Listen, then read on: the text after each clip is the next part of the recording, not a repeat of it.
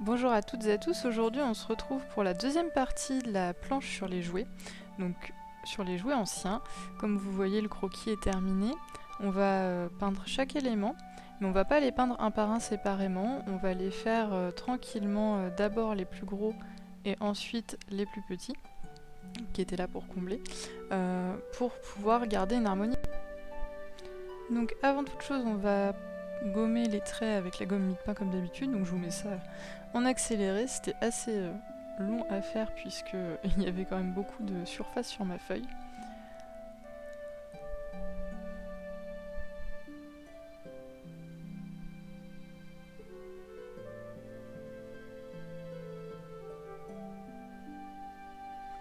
Et donc maintenant que tout est prêt et gommé, on va pouvoir tranquillement choisir par quelle couleur on commence. Le fait de choisir une couleur, ça permet de tranquillement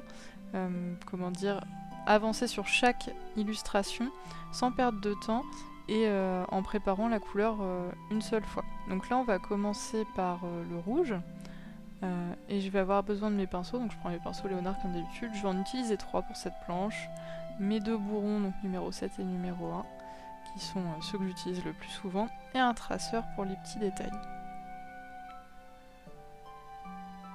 Vous voyez, celui-là il est tout fin, vraiment ça va être pour le détail, par exemple dans la boule à neige, quoi. Donc on prend son pot d'eau et on va commencer à préparer ses couleurs tranquillement. Donc ma palette, moi j'avais des teintes chaudes et des teintes froides. On va commencer par les teintes chaudes et on fera d'abord les mats et ensuite les brillants, parce que les teintes brillantes en fait elles sont plus opaques, donc pour un bon rendu ça va permettre de mieux définir les choses. Donc on commence par les teintes chaudes. Je vais prendre ma petite pipette pour humidifier mes godets tranquillement sur le côté droit de la vidéo. Vous pouvez me voir en train d'humidifier tout à l'avance. Le fait d'humidifier à l'avance, ça va vous permettre de gagner du temps aussi quand vous allez avoir besoin d'une couleur. Vous aurez peut-être à remettre un petit peu d'eau, mais elle sera pré-réactivée en fait, et du coup vous aurez moins besoin d'attendre pour peindre avec elle. Je mets plus d'eau sur les métalliques parce que pour bien les réactiver, il faut quand même mettre pas mal d'eau. Ça permet qu'ils soient plus homogènes en fait quand vous allez les utiliser.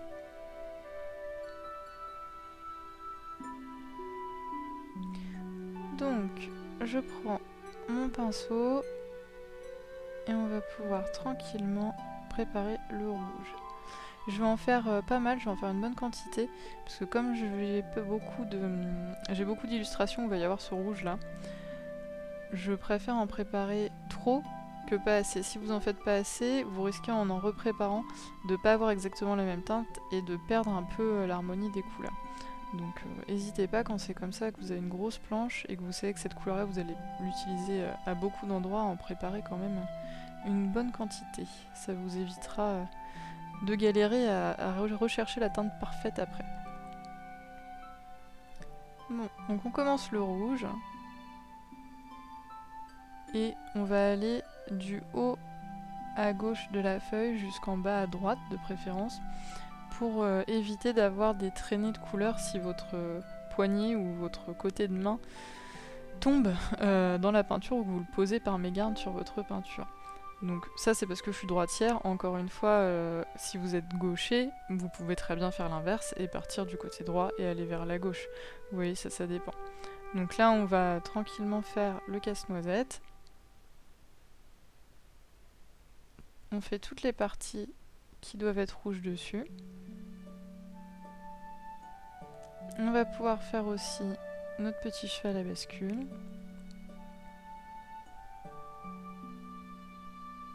Je vous mets tout en accéléré sur la peinture parce que là, en tout, j'en ai eu pour au moins 4 heures de travail. Donc si je vous fais une vidéo de 4 heures sur YouTube, vous n'allez pas la regarder, vous allez voir le nombre d'heures que ça prend et me dire non merci, c'est trop long, et vous aurez bien raison. Là on est vraiment sur les techniques pour gagner le temps et optimiser un petit peu la peinture. On n'est pas sur du tuto détaillé des techniques. Je fais mon petit nœud de mon teddy bear. Et je vais passer tranquillement à ma poupée russe.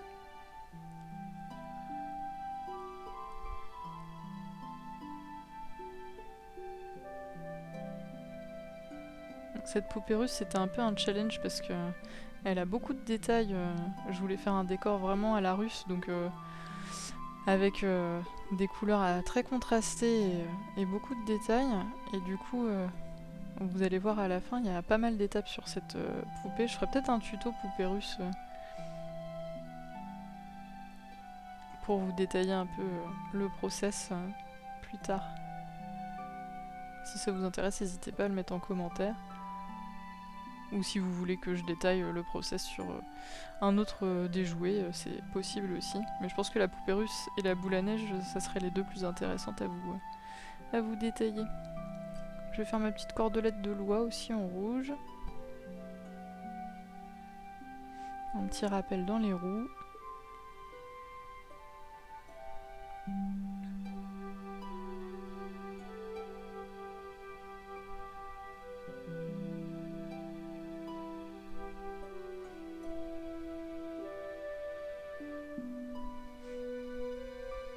Donc là, vous voyez, je commence déjà à avoir peu de peinture entre guillemets rouge de prête. Donc j'ai pas trop mal dosé, donc ça va. J'ai plus beaucoup de rouge à peindre et du coup ça le fait. Mais vous voyez, j'en avais prévu beaucoup.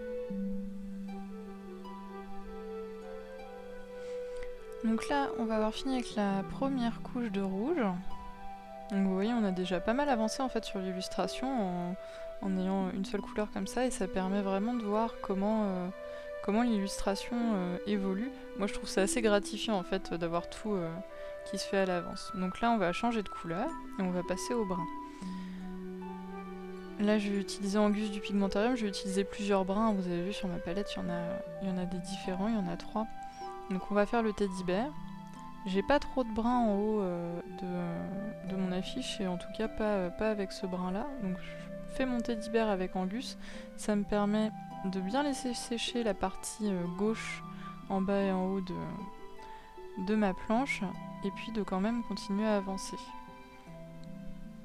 Donc là pour le teddy bear, pour qu'on voit bien les démarcations, vous allez voir, je vais faire section par section en fait de mon ours.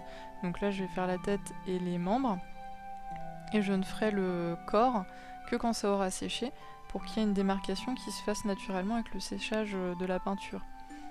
Si vous peignez tout d'un coup, d'une seule traite, vous allez avoir quelque chose de très fondu. Alors ça peut être bien si vous voulez un rendu flou, mais si vous voulez quelque chose d'un peu plus réaliste où on voit bien les contours sans avoir à refaire les contours après au crayon ou au feutre ou même à la peinture en repassant par-dessus, il vaut mieux faire par section comme je fais là. Donc après, bon, ça c'est de la technique. Vous voyez là les petites oreilles, je viens frôler la tête, mais je repasse pas dessus. L'idée c'est vraiment que ça vienne faire le bord à bord, et qu'on ait cette démarcation de la tête et des oreilles qui se fasse toute seule en fait.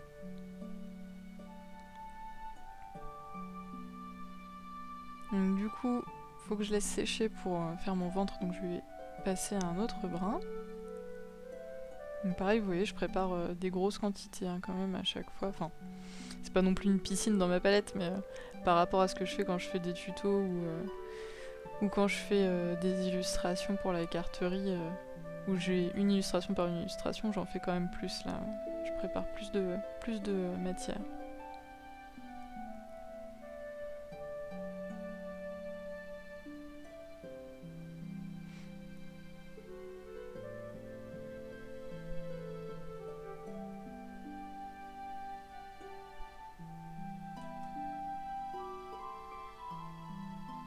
Donc on va avancer avec cette couleur là, tranquillement.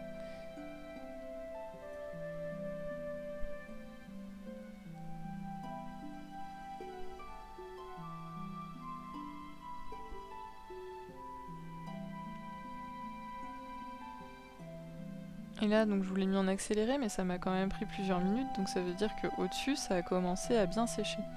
Donc on va pouvoir commencer à aller repeindre à nouveau en haut de notre planche. Donc ça c'est vraiment l'astuce d'avancer couleur par couleur, c'est que vous allez pouvoir gagner du temps et éviter les bavures et les accidents de peinture.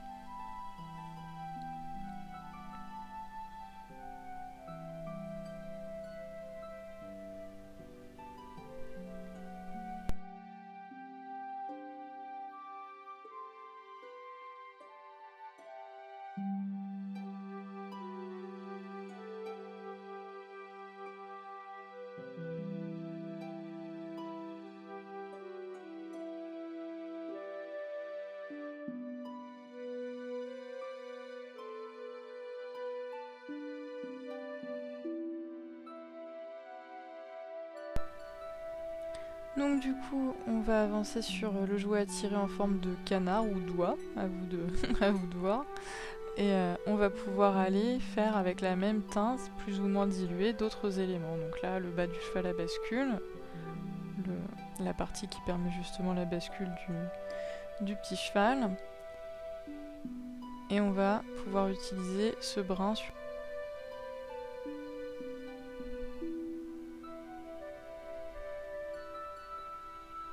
Donc l'avantage en travaillant comme ça, c'est que ça laisse aussi le temps vraiment de se poser sur la planche, de choisir les couleurs, les dilutions, d'avoir une palette qui ne devient pas super pleine de mélanges en 3 secondes et du coup vous vous retrouvez avec une palette qui n'est pas praticable.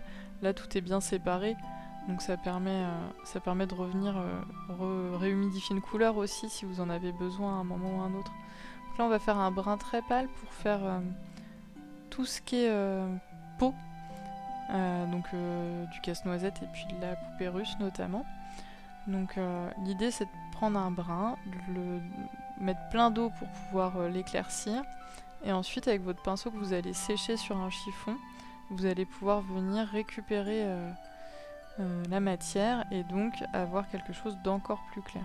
Donc deux solutions, soit vous diluez à fond et du coup vous avez quelque chose de très clair déjà dans un premier temps, soit vous faites comme moi, vous avez quelque chose d'un peu sombre, et puis vous allez venir avec votre pinceau sec boire la peinture, en fait boire l'excès de pigment, et du coup vous obtenez quelque chose de plus clair. Donc ça c'est pratique pour faire la peau, c'est pratique aussi si vous voulez faire des nuances dans des pétales de fleurs par exemple, ça marche bien aussi. Ou si vous vous rendez compte que vous êtes trompé et parce que vous êtes allé trop vite, vous étiez plus en train de réfléchir à ce que vous faisiez, ça peut être bien aussi pour corriger des erreurs. Vous séchez votre pinceau à fond, vous venez boire l'excès de pigment et hop derrière vous avez quelque chose de suffisamment clair pour repasser une nouvelle couleur tranquillement sans que ça se voit trop au séchage après.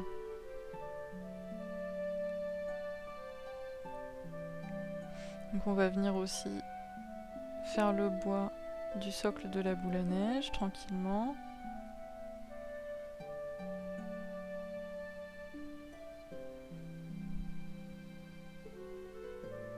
Là, vu que j'ai avancé sur autre chose entre deux, le premier montant de bascule a séché, donc je peux faire le second.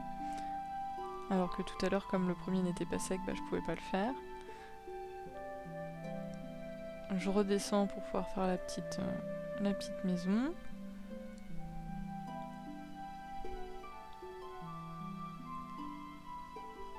Et vous voyez là j'ai mon brun de mon canard oie et le rouge du cheval qui avait séché, donc je peux venir faire du brun sur mon casse-noisette sans risquer de faire une coulure ou une bavure sur les autres. Là pareil, je peux venir faire avec le brun plus clair mon teddy bear sans que ça bave. Vous voyez le teddy qui était écrit en plus sombre là, il bave pas, il se remélange pas avec le reste de la peinture. Pareil pour mon nez. Alors j'évite de frotter super fort avec mon pinceau dessus évidemment parce que sinon ça va se mélanger, mais si vous y allez tranquillement, si ça a bien séché, normalement il n'y a pas de risque. Vous êtes tranquille, vous pouvez repeindre par dessus sans que ça pose de problème de coulure et que ça vous fasse quelque chose de pas très propre quoi.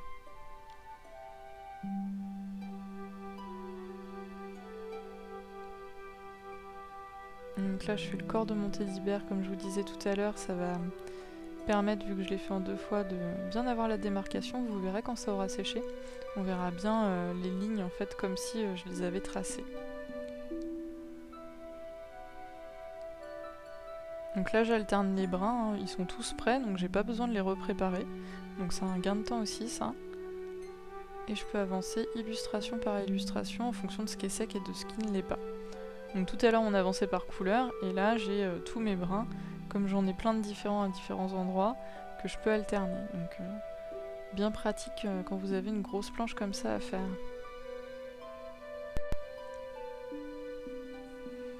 Donc, comme pour le teddy bear, là je vais pouvoir repasser par-dessus mes roues. Il y a du rouge, mais vous voyez ça va pas baver dedans, parce que comme j'ai laissé sécher tranquillement entre deux, il n'y a pas de souci de bavure. Donc vraiment ça c'est une erreur qu'on fait au début, on a tendance à vouloir repasser trop vite sur quelque chose qui est pas sec pour jouer avec la transparence par exemple, et en fait ça nous fait des vieilles coulures où tout se mélange. Et c'est pas très esthétique, enfin c'est souvent pas le rendu qu'on voulait en fait, donc faut pas hésiter à bien laisser sécher, et du coup quand on a des planches comme ça, à travailler comme je vous le montre là, par couleur, par étape tranquillement, sans se presser, pour éviter les bavures et puis d'être soit déçu par le rendu final, soit de devoir tout recommencer parce qu'on est perfectionniste.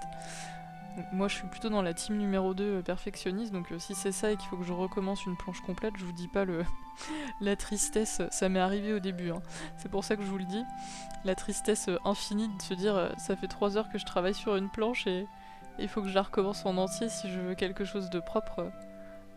Je vous laisse imaginer l'état dans lequel on est quand ça arrive, si ça vous est pas déjà arrivé. Et si ça vous est pas déjà arrivé, je suis contente que vous soyez tombés sur sur cette vidéo pour avoir ce petit conseil là et éviter que ça vous arrive, parce que c'est vraiment... Enfin pour moi c'est quelque chose de terrible de devoir recommencer quelque chose dans lequel j'ai investi du temps, de l'amour et puis du travail, et puis voilà, parce que je me suis trop pressée ou parce que j'ai pas réfléchi, une bavure, et puis l'illustration elle est... Bon parfois on peut rattraper, mais malheureusement parfois on peut pas, et du coup l'illustration est morte et faut tout recommencer. Donc vraiment la méthode par couleur et par étape comme ça fonctionne bien, n'hésitez pas. Donc là vous voyez j'ai fait plein de petits détails rouges, donc j'ai avancé sur le toit et la porte de la maison, j'ai fait le haut de costume de mon danseur dans la boîte à musique. On va pouvoir changer tranquillement de couleur à nouveau je pense là. Du coup au niveau de ma palette de teintes chaudes, on n'est pas trop mal, il me manque juste les jaunes orangés, mais je vais me les garder pour après parce que comme ça va illuminer l'illustration, j'aimerais voir d'abord ce que ça rend en étant un peu plus peint. Là j'ai ma boîte à musique sur laquelle j'ai pas encore avancé suffisamment à mon goût. Donc je vais préparer du doré, c'est ce que vous me voyez faire à droite là. Et je vais commencer à ajouter un peu de détails sur certaines illustrations. C'est un moment que j'aime bien l'ajout du détail puisque ça permet vraiment de voir prendre forme les parties de l'illustration sur lesquelles on les met. C'est plutôt satisfaisant à faire.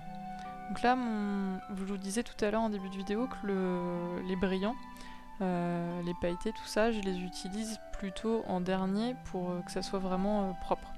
Donc là sur le casse-noisette par exemple, au niveau des épaulettes, au niveau du costume, c'est ce que je suis en train de faire, mais vous me voyez, enfin vous m'avez vu il y a quelques secondes faire le serti du chapeau, et là je vais faire le motif du pantalon. Pourquoi je fais ça? Parce que c'est des endroits que je vais peindre en noir, et je ne vais déjà plus voir mes traits de crayon quand je vais peindre en noir, donc je vais pas voir les motifs que je voulais faire, et aussi je vais être...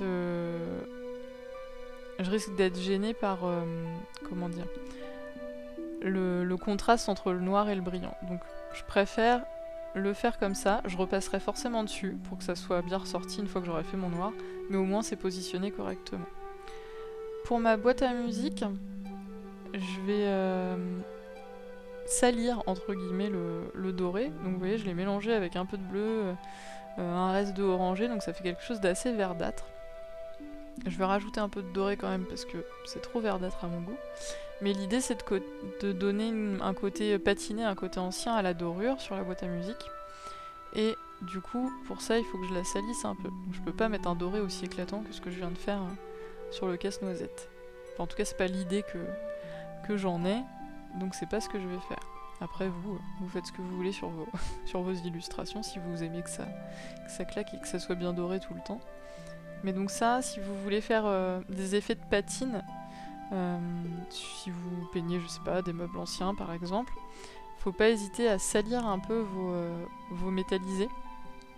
Parce que souvent les bronzes, les dorures et tout sur les meubles anciens, à moins d'avoir été rénovés, briqués à fond, ils gardent un peu leur patine et souvent d'ailleurs on les renettoie pas à 100% parce que c'est assez sympathique d'avoir cette patine là. Ça donne du cachet au meuble. Donc pour salir, patiner vos métallisés, vous mettez un peu de verdâtre dedans et ça simule un peu l'oxydation du métal. Ça marche plutôt bien, ça c'est le petit tips dorure métallique là. Donc on va pouvoir le faire sur la boule à neige.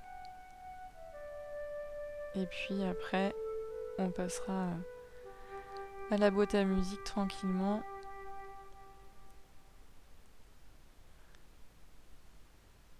Donc c'est une grosse pièce la boîte à musique et vous voyez il y a du détail sur les dorures. Donc je fais d'abord ma forme globale en réfléchissant bien à où étaient placés les points de détail comme les rivets par exemple ou les embossages. Donc là j'avais 3 points sur mon pied de boîte à musique. Là tout le tour j'ai des sortes de petits rivets. Donc ça faut que je m'en souvienne parce que il va falloir que je les fasse réapparaître après en peignant. Et c'est pas quelque chose que je peux voir une fois que j'ai peint le fond, puisque c'est très opaque, les aquarelles à effet comme ça, les métallisés et les pailletés notamment. Et donc je ne vois plus du tout mon trait de crayon que j'avais gommé à la gomme mie-de-pain. Donc quand vous utilisez ce type de couleur là, et que vous avez du détail à ajouter dans votre métal, faites bien attention à être concentré. C'est des étapes qu'il ne faut pas faire fatiguer parce que vous allez oublier que vous aviez mis tel détail et à la fin de votre peinture, vous allez vous dire mince, il manque quelque chose, j'avais l'impression que c'était plus détaillé. Et si vous n'avez pas pris de photo de votre croquis, vous allez plus vous souvenir de ce que vous avez mis. Donc essayez d'être concentré quand vous utilisez ce genre de couleurs et que vous faites du travail sur du métal. Et sinon, prenez en photo vos croquis, il n'y a pas de honte du tout à faire ça. Et ça vous permettra de, si vous oubliez ou que vous n'étiez pas concentré, pouvoir regarder votre croquis de référence et du coup pallier à votre mémoire défaillante sur le moment. Donc là, on va utiliser le même doré pour garder une harmonie de teinte sur les petits détails des autres illustrations où je voulais rajouter de la dorure. Et ensuite on va pouvoir, maintenant que ça a séché, rajouter justement les détails sur la boîte à musique. Il faut avoir la main lourde parce que au moment où on peint, on va avoir l'impression, vu que c'est humide, que ça fait une belle épaisseur et que du coup ça va donner un rendu avec les ombres, un rendu assez contrasté. Mais en séchant, vos pigments vont se déposer sur la feuille et ça va être très plat. Donc faut pas hésiter à avoir la main lourde quand vous faites ce genre de détails sur du métal. Ça va vous permettre d'avoir vraiment la 3D qui se dessine.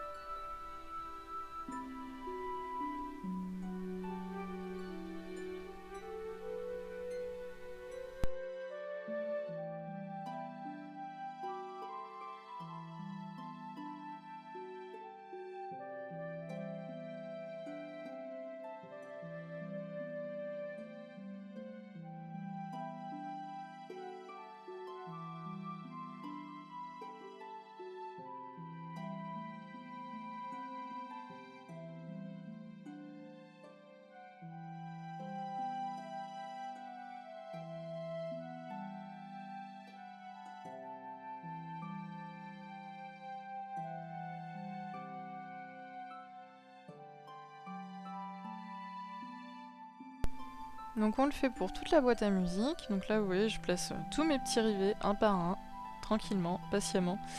Je dis tranquillement, patiemment parce que c'est en accéléré, vraiment très accéléré là. Donc on y va tranquillement, on repasse, on n'hésite pas à repasser plusieurs fois et certainement que je repasserai peut-être encore une fois dessus quand ça aura séché pour que ça ressorte bien.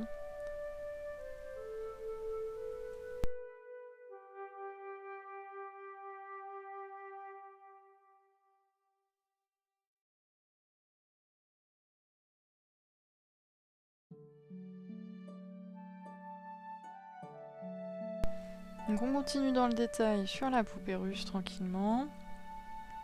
On va en ajouter aussi comme si on avait brodé au fil doré sur le teddy bear. Donc là, n'hésitez pas à utiliser des pinceaux très fins. Changement d'écran. J'ai dû changer mon setup parce que je ne pouvais plus peindre dans ma chambre. Avec la naissance du bébé. Donc du coup, on se retrouve là avec la palette de teintes froides et on va changer de couleur. On va peindre tout ce qui est noir. Donc là, tout a bien séché parce que c'est une nouvelle session de travail. Hein. J'ai pas tout fait en une fois parce que c'était assez long. Et on va pouvoir faire le noir. Donc comme je vous disais sur le casse-noisette, j'avais fait les dorures pour ne pas oublier où elles étaient placées. Parce que quand on utilise du noir ou des couleurs très très foncées, très pigmentées à l'aquarelle, le risque c'est de ne pas voir son tracé de crayon gris par transparence en dessous et donc d'être un peu embêté parfois. Donc je préfère travailler comme ça m'évite des oublis tout simplement. Donc là on va faire tout le noir, donc je commence par le casse-noisette en haut à gauche comme d'habitude et puis on va descendre tranquillement le long de la planche pour gagner du temps et qu'il n'y ait pas de soucis de bavure comme toujours. C'est voilà, la méthode, c'est une fois qu'on l'a comprise, c'est la même tout le temps. En fonction de si on est gaucher, droitier ou de comment on utilise son pinceau, on réfléchit à dans quel ordre on va peindre. On choisit une couleur, on se lance et puis après on alterne les couleurs pour que ça ait séché.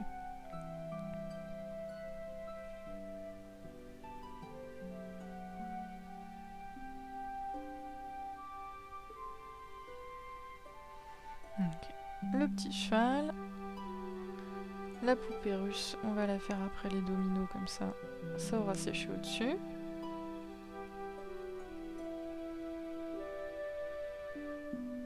Vous voyez là j'utilise mon gros pinceau et j'arrive quand même à faire des choses assez fines, hein, donc vous n'êtes pas obligé d'alterner votre pinceau tout le temps si vous êtes bien à l'aise.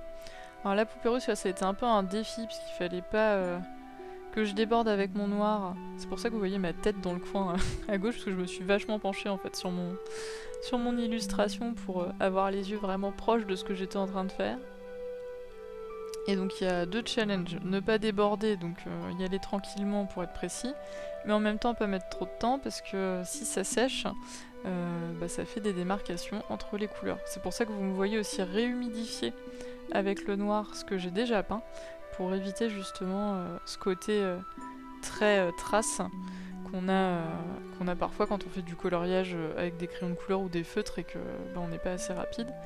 Même chose à l'aquarelle, hein, si vous laissez sécher en fait, derrière vous avez la trace quand vous repassez à côté ou que vous rejoignez deux segments colorés. Donc il faut essayer d'être à la fois très zen, très tranquille et en même temps assez rapide.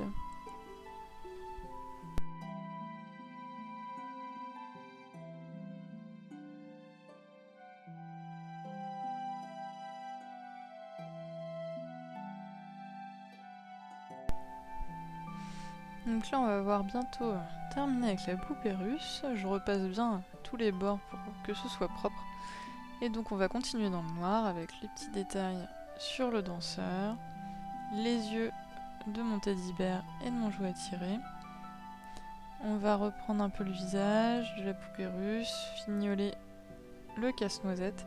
Donc vous voyez ce que je vous disais là, le motif doré, il va être un peu mangé par le noir, donc il va falloir que je repasse le doré tout simplement, qui comme il est plus opaque, même si c'est noir en dessous, en fait il va quand même ressortir, ce qui serait pas le cas d'une autre couleur.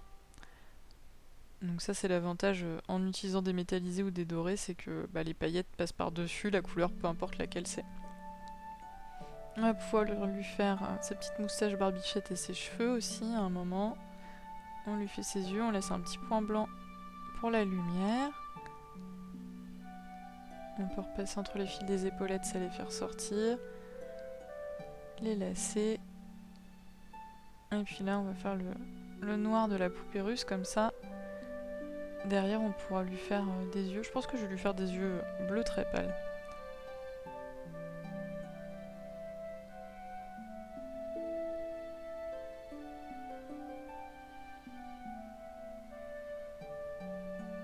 Là, on va faire un gris. Donc pour ça, j'utilise juste une pointe de noir dans de l'eau que je vais amener avec mon pinceau. Et je vais m'en servir pour faire le tour du globe de la boule à neige. Alors c'est toujours très difficile de faire le vert, parce que c'est transparent. Donc en théorie, on ne devrait pas avoir besoin de mettre de couleur. Mais on est sur de l'illustration, on est sur de la 2D, donc du coup, pour faire ressortir le globe, il va falloir quand même lui faire un contour. Donc j'aurais pu laisser le contour gris du crayon, mais c'est moins esthétique au niveau du rendu. Là l'idée c'est de faire ressortir le tour avec un gris très clair, et ensuite de bien humidifier pour faire une sorte de flou qui va partir donc du gris qu'on a mis sur les bords et qui va aller vers l'intérieur. Donc on rehumidifie bien tout le tour pour que les pigments cette fois migrent. Tout à l'heure je vous disais attention de bien laisser sécher entre deux pour que justement ça migre pas. Là justement à l'inverse, l'objectif ça va être de bien remouiller tout de suite pour que les pigments, une partie des pigments puissent migrer et donc donner le côté un peu fumé, un peu flou à la sphère en fait, au globe de la boule à neige. Bon, faudrait que je fasse un tuto complet pour parler des textures du verre, et puis là je fais quelque chose d'assez enfantin au niveau de l'illustration, donc j'ai pas besoin non plus que les textures soient parfaites, donc on va pas s'apesantir dessus. Mais voilà, grosso modo l'idée c'est de repasser tranquillement toute l'illustration. Je vais volontairement pas repasser sur ma maison, dans l'optique qu'elle ressorte bien sur l'illustration, qu'on la voit très très bien. Pour que les couleurs soient plus lumineuses et qu'elles ressortent. Mais en théorie, il aurait fallu repasser partout pour avoir le petit côté fumé, le petit côté un peu plus opaque du vert, absolument sur toute l'illustration. Et en dernier d'ailleurs. Mais là, l'idée c'est juste d'assouplir en fait, de rendre plus doux le contour. Donc j'ai pas besoin de prendre trop de temps là-dessus.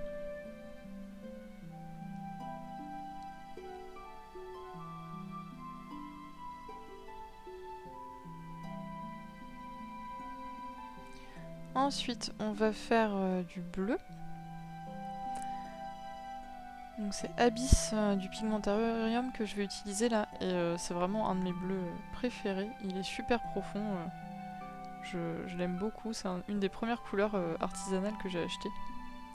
Et je l'utilise avec parcimonie pour la garder. Donc là, on va pouvoir faire tout le fond du couvercle et du tour du corps de la boîte à musique avec ce bleu-là. Donc comme j'ai ma fleur avec les pétales que je vais faire en dorure, avec le fond blanc, j'y vais tranquillement. Mais l'idée, ça va être de bien faire tout le fond. Donc pareil que pour le noir de la poupée russe, en ayant le plus possible de fluidité pour que ça soit harmonieux, donc il faut pas trop traîner non plus. Vous voyez, je travaille d'abord le côté gauche, ensuite le côté droit en alternance pour éviter que ça sèche en fait.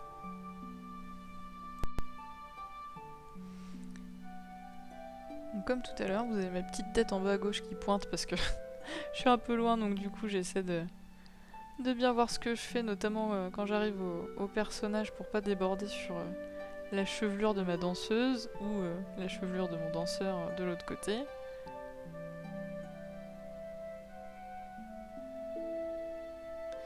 Et là, moment technique, il fallait passer entre les deux, entre la pétale et le danseur. Donc quand c'est comme ça, n'hésitez pas à vous rapprocher de votre feuille. Ça fait un peu comme si vous aviez du mal à voir, mais c'est ça en fait. Il faut parfois se rapprocher pour bien voir les petits détails. Ou alors travailler sous une loupe. Mais moi j'aime pas du tout travailler sous une loupe Ça me fait un filtre en fait, je trouve, entre la feuille et les couleurs que vous utilisez et votre œil. J'aime pas, j'apprécie pas ça. Alors il y a des gens qui travaillent sous loupe, notamment ceux qui font des choses très petites en miniature. Il n'y a pas le choix parce que sinon on voit pas du tout ce qu'on fait. Mais bon, là pour ça c'est pas utile et moi ça me gêne plus qu'autre chose en fait.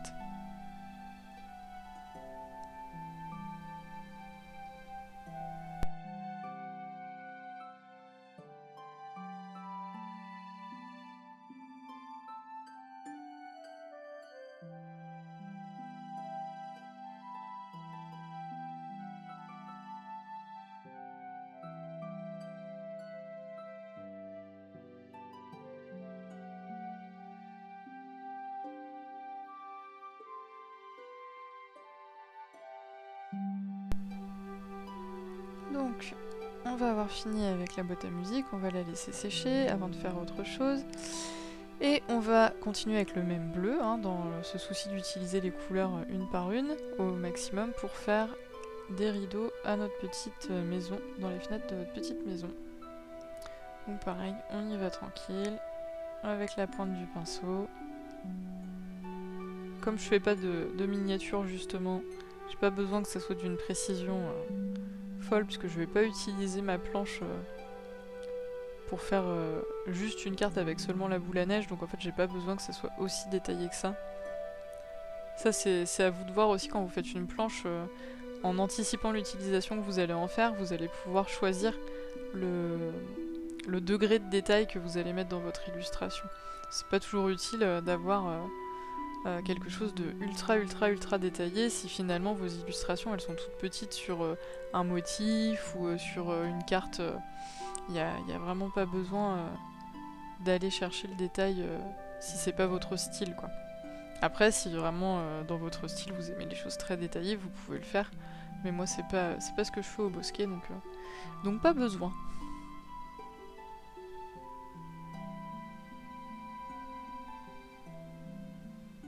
Donc là j'ai bien dilué mon bleu pour faire la robe de ma danseuse. Mais vous voyez j'ai dilué le même bleu, donc du coup elle va être en harmonie avec mon fond de boîte à musique en fait. On va lui faire une robe, il y a la petite traîne à pas oublier.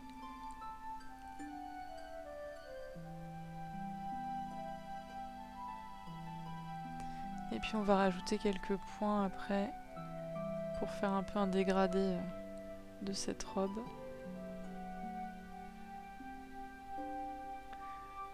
Voilà. On va tranquillement laisser plus de pigments sur le côté gauche pour un effet de lumière.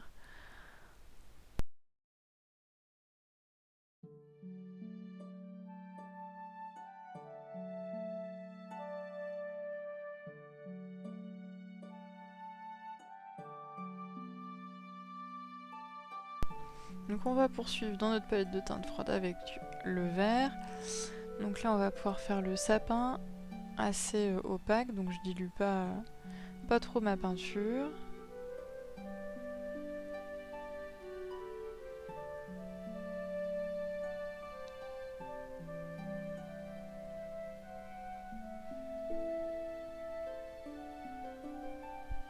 On travaille avec plein de petits traits. Et ensuite on va passer aux billes. Donc là je vais diluer parce qu'elles sont... c'est des billes anciennes, donc elles sont censées être en vert aussi. Donc on va bien diluer pour avoir cette transparence du vert. Et puis on va pas oublier de laisser le petit point de lumière. Soit en venant rééponger tranquillement la couleur avec un pinceau sec, avec le bout du pinceau sec, soit en évitant une zone pour qu'il y ait ce petit point blanc qui fasse comme un éclat de lumière. Donc après vous avez plusieurs techniques, soit vous peignez directement, soit vous humidifiez d'abord la bille, et après vous venez mettre la couleur. Donc avec cette deuxième technique là vous avez un rendu un peu plus flouté parce que les pigments se se sépare tout seul dans l'eau en fait, mais bon, ça fonctionne que si vous ne remélangez pas avec votre pinceau derrière. Si vous humidifiez, que vous mettez les pigments et que derrière, bah, vous venez tout remélanger avec votre bout de pinceau, ça sert à rien, autant peindre directement. Donc là pour mes teintes froides, je vais laisser sécher, je vais reprendre ma palette avec les teintes plutôt chaudes.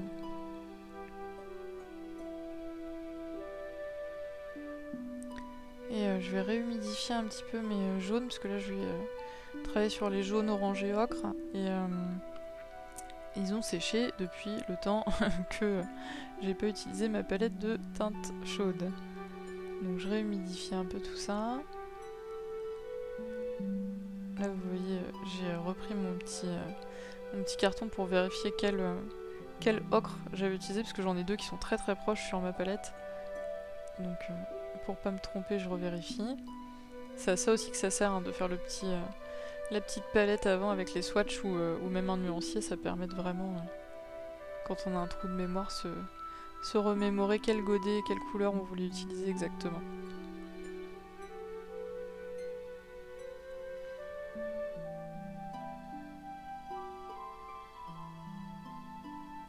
Donc on va pouvoir préparer le jaune. Alors vous ne voyez pas le préparer parce que c'est sur la partie droite de ma palette, donc du coup elle n'est pas prise dans le cadre de la vidéo, mais donc là je prépare mon petit jaune comme d'habitude, comme j'ai fait avec les rouges et les bruns au début de la vidéo que vous m'avez vu préparer.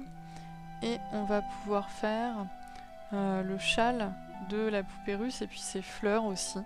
Une partie des fleurs, pas toutes, mais j'ai certaines des fleurs que je veux faire en jaune un peu ocré. Donc on va prendre tranquillement le temps de faire ça.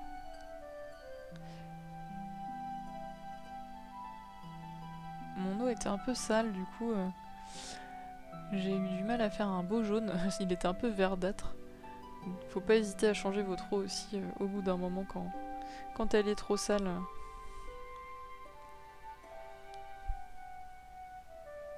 Donc on va faire les petites fleurs tranquillement et après on va faire le châle.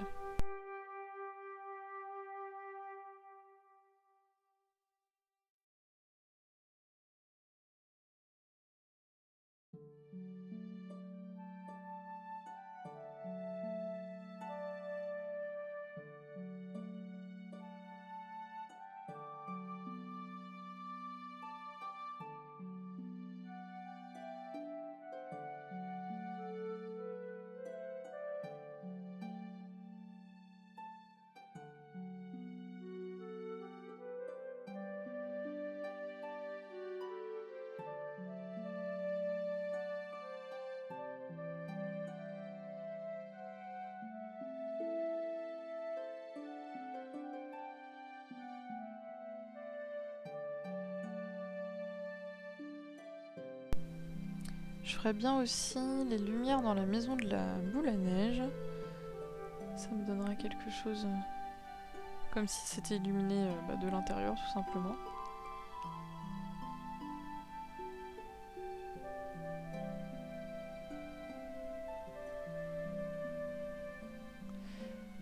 Je vais faire entre deux le bleu des yeux de ma poupée russe.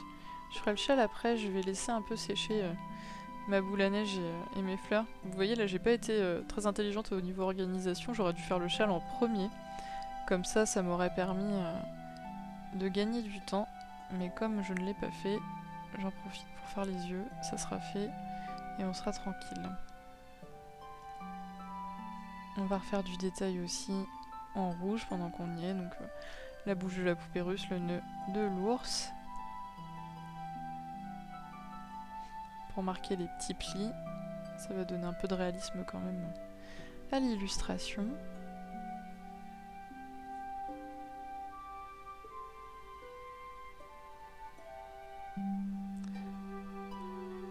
Comme je peux pas encore faire mon châle, je vais finir les détails en bas de la poupée russe, au moins ça sera fait. Donc je fais tout le vert sur les fraises et puis les petites gouttes, les petites formes de gouttes ou de feuilles sur le ventre. J'avais oublié une fleur entre les doigts du bras droit de la poupée russe. Donc là ça va avoir un peu séché au niveau du ventre, donc je vais pouvoir faire mon châle tranquillement. Enfin le fond du châle, parce qu'après il va y avoir un motif, hein, donc là je fais vraiment juste le fond. Et comme ça il va sécher, je pourrai faire le motif et les cheveux aussi de ma poupéuse. Donc vous voyez, c'est vraiment de l'optimisation de temps. Faudrait limite se faire une feuille de route à l'avance. Dans quel ordre, quelle couleur d'abord. Bon non, on perdrait en spontanéité, mais vous voyez ce que je veux dire. Donc là ma vidéo a coupé, donc vous me verrez pas peindre les cheveux de la poupée russe. J'avais rajouté du détail aussi sur les billes, mais voilà, j'avais pas assez de mémoire sur mon enregistreur de vidéo, et du coup, petite coupure. Mais donc vous voyez là je repasse en doré tous les détails que j'avais fait. Comme je vous ai dit, il vaut mieux faire plusieurs couches parce que ça permet vraiment de faire ressortir. Donc finalement vous me voyez le faire quand même, mais au lieu de me voir le faire 2 fois, vous ne me verrez le faire qu'une seule fois. Et ça permet vraiment de faire ressortir, vous voyez, à chaque fois que je repasse, on voit beaucoup mieux à la vidéo la dorure qui ressort. Et du coup, bah, si on le voit bien à la vidéo déjà, c'est que en réalité c'est encore plus flagrant. Donc faut pas hésiter à faire plusieurs couches quand vous utilisez des métallisés, hein, vraiment. N'hésitez pas à le faire parce que ça va vraiment faire ressortir votre tracé. Et généralement quand on utilise des métallisés ou des pailletés, c'est pour attirer l'œil sur un endroit. Donc c'est dommage de se priver de cette deuxième ou troisième couche qui va permettre de vraiment faire la différence.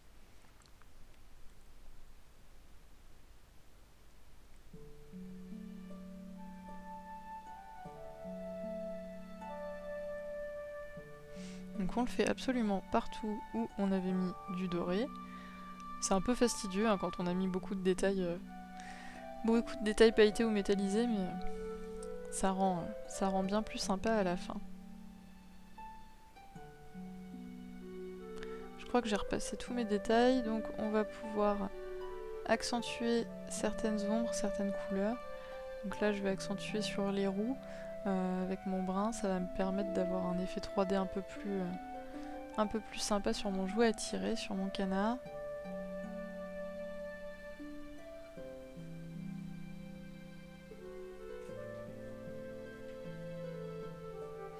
On va le faire aussi sur les osselets.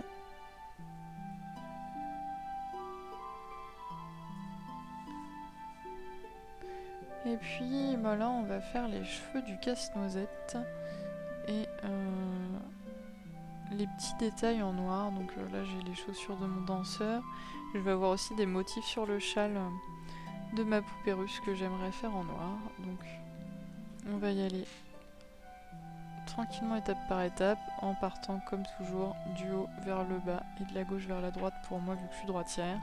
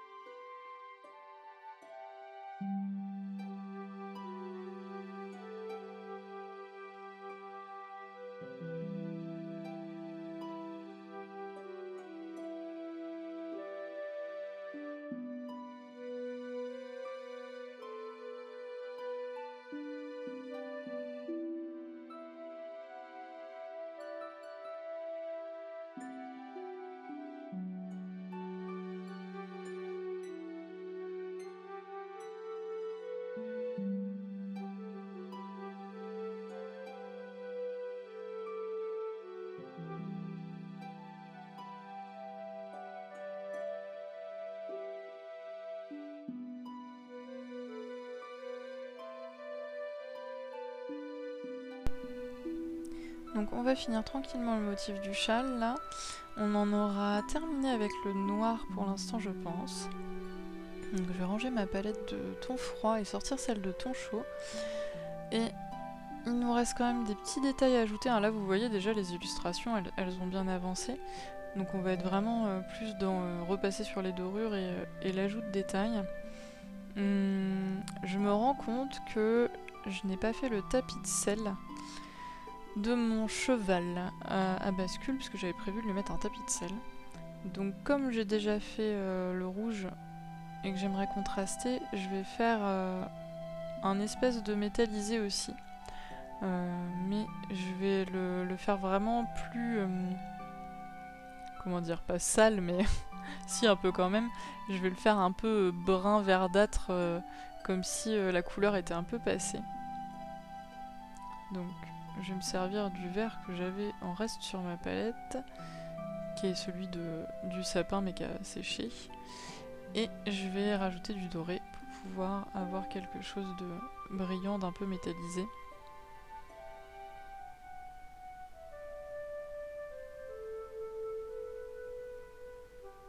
Et vous allez voir ce que je vous disais tout à l'heure avec le noir. Là on a du rouge et du noir quand même.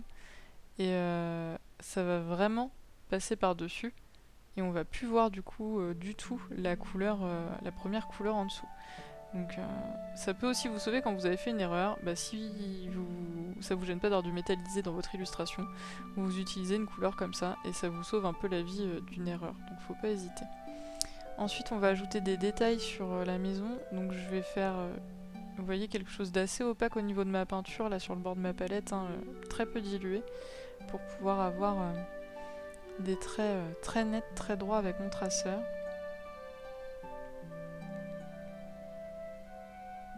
Donc on va faire les appuis de fenêtre et puis les barres.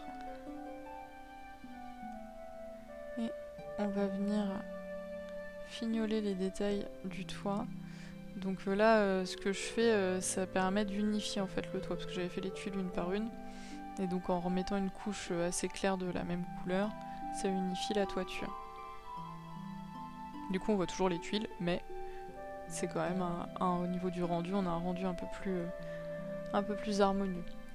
Mon noir sur ma poupée russe va avoir séché, donc je vais pouvoir faire tous les petits points. J'ai prévu de faire 4 points par losange, donc il y en a pour un moment. Je vous le mets en accéléré aussi ce passage-là, parce que c'est pas ce qui est de plus intéressant pour vous forcément. Et donc on rajoute absolument dans chaque petit losange les petits points à la dorure. Là je repasserai pas forcément, il n'y aura pas forcément besoin, parce que comme c'est un tissu, même si c'est un jouet, c'est censé être peint, mais j'ai pas besoin. Donc vous voyez là on a quand même un niveau de détail assez sympa déjà. Ça a pris du temps, mais ça en a pas pris plus que ça, parce que chaque élément, chaque petit élément va être tranquillement travaillé. Mais on va en rajouter, parce que j'aime bien toujours terminer avec un peu de détails supplémentaires au crayon aquarelle. Donc ça c'est moi, parce que c'est ma patte, c'est comme ça que je peins, mais c'est pas obligatoire, hein, on peut s'arrêter là. Mais j'aime bien rajouter ces petits détails là au crayon, ça me permet de vraiment finir, je trouve, certaines illustrations. Et en taillant bien les crayons, bah, parfois avoir quelque chose de très fin, très précis. Donc là je vais sélectionner les mêmes couleurs que les couleurs que j'ai qui se rapprochent le plus des teintes de mes palettes ton chaud, ton froid qu'on a vu au début de la vidéo, pour voir où est-ce que je les utilise. Donc je les utilise surtout pour faire des ajouts de texture, comme là les traits dans la chevelure, ou redéfinir des bords. Donc là le noir je l'utilise clairement pour redéfinir les bords de mes fleurs et de mes éléments qui sont peints normalement sur le noir. Ça me permet d'ajouter un peu de texture sur la dentelle en dessous. Vous voyez, c'est vraiment des petites choses, c'est du détail, mais ça permet de fignoler l'illustration. Ça permet de souligner des contours sur des éléments blancs. Vous voyez, sur les dominos, ça me permet de faire ressortir un petit peu le contour du domino. Pareil pour les dents du casse-noisette, la texture des cheveux. Donc ça, après, c'est à vous de voir en fonction de votre patte graphique, de ce que vous aimez faire, si ça vaut le coup ou pas. Puis si vous aimez bien travailler avec les crayons aquarellables ou pas. Là, je les utilise quasiment comme des crayons de couleur, c'est-à-dire que ça me sert à surligner, mais je vais pas forcément les réhumidifier derrière pour avoir le côté aquarelle. Donc là, ça m'ajoute bien de la 3D sur mon jouet, sur mes roues et le devant. Donc vraiment, sur certains éléments, ça peut être très intéressant comme médium. Après, à vous de voir, comme je disais, si ça vous convient. Donc vous voyez, je ne vais pas utiliser le blanc. Un crayon aquarelle blanc, pour moi, ça a peu d'utilité. Je vous le montre parce que j'en ai un et souvent il y en a. Ça doit certainement en avoir dans certains styles de peinture et de dessin, mais moi je trouve pas mon compte à l'utiliser. Quand j'ai besoin du blanc, soit j'y pense en avance et je fais une réserve, soit j'utilise tout simplement quelque chose de plus opaque qui va pouvoir s'ajouter par-dessus la peinture que j'ai déjà faite à l'aquarelle en fait. Donc soit vous utilisez de la gouache, soit vous utilisez un Posca, qui est un équivalent, mais c'est juste que c'est en stylo, donc c'est plus précis au niveau des pointes, et puis ça vous permet de pas avoir un gros tube de gouache si vous ne l'utilisez pas souvent. Donc là je réarme mon Posca parce que ça faisait un moment que je l'avais utilisé. Et je vais venir faire les flocons de neige et la neige dans la boule à neige, donc la neige sur la toiture de la maison, le sol, et puis le sapin aussi. Et je vais venir après tranquillement faire du détail sur certaines illustrations, notamment mon cheval à bascule, puisque j'avais prévu de faire des détails dessus. Donc je vous mets ça un petit peu en accéléré aussi parce que c'est assez long et parfois il faut repasser plusieurs fois pour avoir quelque chose de très opaque avec le Posca. Alors c'est moins vrai si vous utilisez directement de la gouache avec un pinceau, mais pour faire des choses très fines comme là, moi j'aime bien le Posca, c'est quand même assez pratique. Et puis c'est plus facilement transportable aussi quand je fais de la peinture à l'extérieur. J'ai juste mon petit Posca dans ma trousse à pinceau et c'est réglé.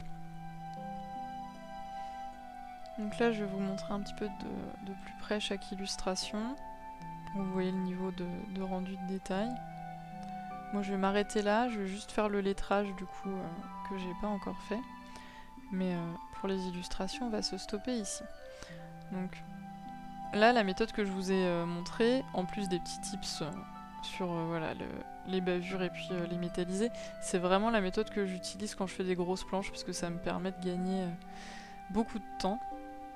Et moi vu que j'en fais quand même mon métier, j'aime bien pouvoir aussi m'organiser pour gagner un petit peu de temps et faire plus de projets. Donc si vous avez une commande à réaliser ou que vous aimez aussi gagner un peu de temps, que vous n'avez pas beaucoup de temps et que vous voulez quand même faire une grosse planche, n'hésitez pas à utiliser cette méthode. Elle vous permettra vraiment de pouvoir faire des gros projets en quelques heures. Là je vous dis, j'ai mis en accéléré, la vidéo elle va faire une petite heure je pense. Mais il y en a pour au moins 4 heures de travail de peinture, vraiment de peinture sur cette vidéo là. Je vous parle pas du pré-travail sur le croquis etc. Que je vous expliquais dans la partie 1 de cette série de vidéos. Vraiment juste sur la peinture, je pense que en tout là, du début à la fin de la vidéo, il y en a eu pour 4 heures de travail. Et c'est pour ça que j'ai fait en 2 sessions d'ailleurs, parce que généralement je fais des sessions de 2 heures, au bout de 2 heures je commence à fatiguer, à être moins précise, et c'est là où je fais des bêtises, et où il y a plein de bavures, et où il faut que je recommence. Donc j'évite de faire des sessions trop longues. Donc on va finir le lettrage. Moi j'aime bien, comme je vous disais dans la partie 1 de la série de vidéos, j'aime bien rajouter un lettrage. Ça me permet vraiment de finir la planche. Et puis parfois je l'utilise aussi s'il me convient bien pour de la carterie. Donc ça fait double emploi, ça finit ma planche et parfois ça m'est utile pour vous proposer de la carterie avec de la calligraphie sympa au-dessus. Mais bon, c'est mon étape à moi pour finir la planche et me dire ça y est j'ai terminé, je peux être fière de moi. C'est pas obligé pour tout le monde de faire cette étape-ci.